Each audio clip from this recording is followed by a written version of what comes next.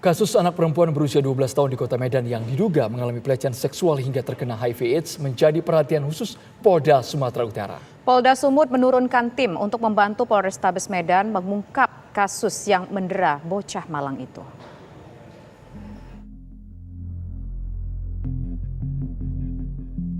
Kasus anak perempuan berusia 12 tahun di Kota Medan yang diduga mengalami pelecehan seksual hingga terkena HIV/AIDS menjadi perhatian khusus Polda Sumatera Utara.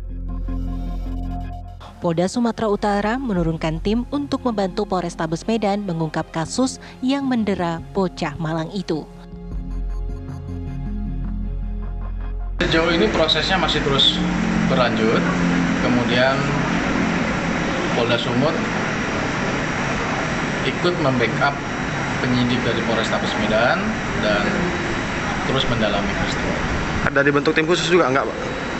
Secara khusus tidak ada, tetapi Polda ikut membantu untuk membackup prosesnya, ya kira-kira seperti itu.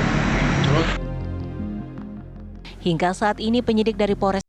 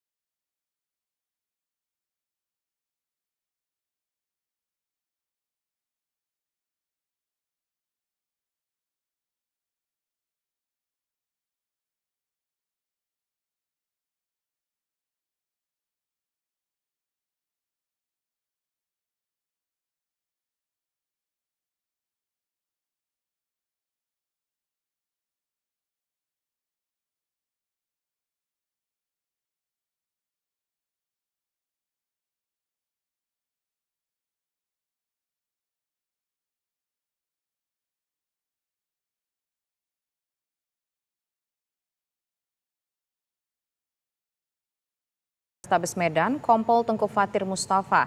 Selamat petang, Pak. Halo. Ya, selamat petang, Mbak. Ya, apa saja keterangan yang terakhir yang berhasil sudah dikumpulkan petang, Mbak. dari para saksi?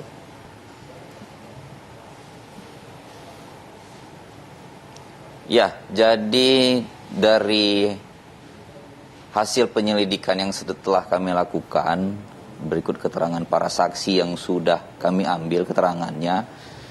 Fakta yang kami temukan bahwasanya kejadian yang terjadi terhadap korban anak itu terjadi dua tempat kejadian perkara. Untuk yang pertama itu terjadi di tahun 2014.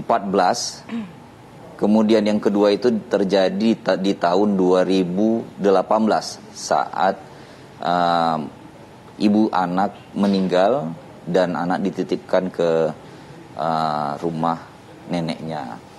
Prosesnya ini saat ini masih kita upayakan untuk pengambilan keterangan para saksi-saksi lainnya, karena saat ini juga kondisi anak juga masih belum benar-benar stabil. Keterangan si anak masih banyak yang berubah. Karena juga kondisi kesehatan anak juga belum benar-benar stabil, begitu Mbak. Pak Teguh, kami dengar ini kasus sudah naik ke tahap penyidikan. Lalu kenapa belum ada tersangka, Pak, yang diungkap?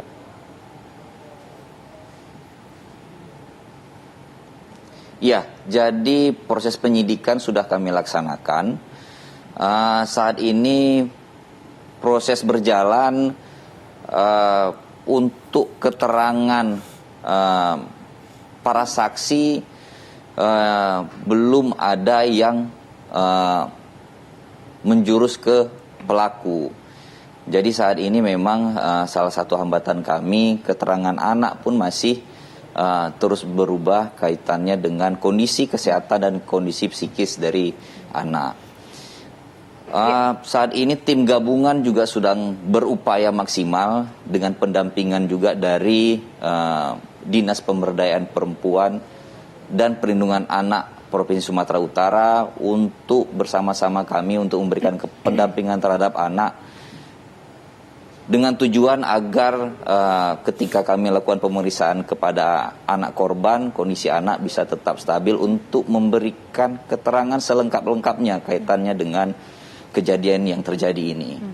Pak, ada 3 pihak yang disebutkan, kekasih dari almarhum ibu korban, kemudian saudara dari kakak neneknya korban, kemudian juga tante ataupun juga kerabat dari korban ini. Apakah ketiga pihak ini sudah diminta keterangan? Apa hasil dari mereka? Pak, apakah mereka juga dalam pengawasan dari pihak kepolisian karena disebutkan oleh korban? Ya, jadi prosesnya itu masih berjalan, Mbak. Terhadap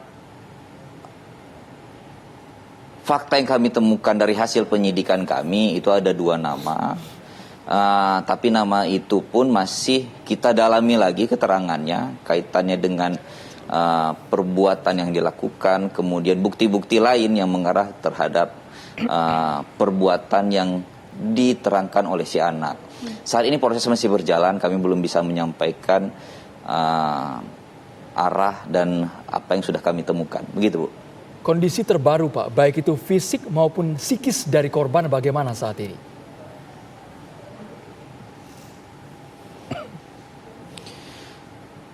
Alhamdulillah kondisi korban untuk kondisi fisiknya sudah semakin membaik karena juga saat ini korban juga mendapatkan perawatan yang cukup baik dengan bantuan juga dari instansi terkait. Kemudian untuk kondisi psikis memang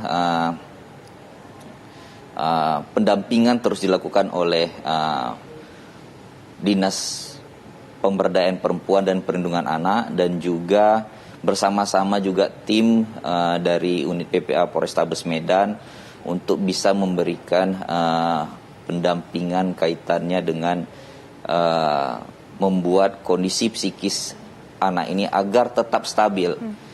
Jadi saat ini sudah lebih stabil dibandingkan sebelumnya. Pak, terakhir Pak, di mana sebetulnya keberadaan dari ayah korban? Katanya kan ayah korban masih ada sampai saat ini. Kemudian juga nenek korban bagaimana?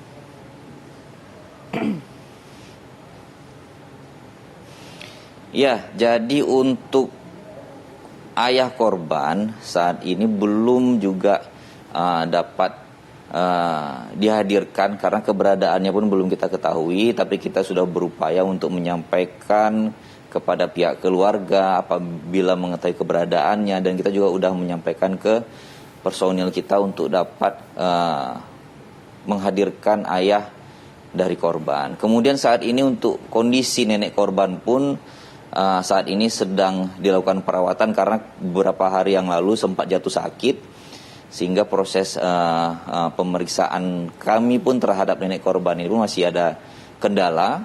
Tapi harapan kami hari ini bisa kita lakukan pemeriksaan kembali terhadap nenek korban setelah nenek korban itu sehat. Baik, terima kasih atas informasinya. Kompol Tengku Fatri Mustafa sudah berbagi informasi bersama kami. Kami turut prihatin atas peristiwa yang menimpa bocah berusia 12 tahun ini.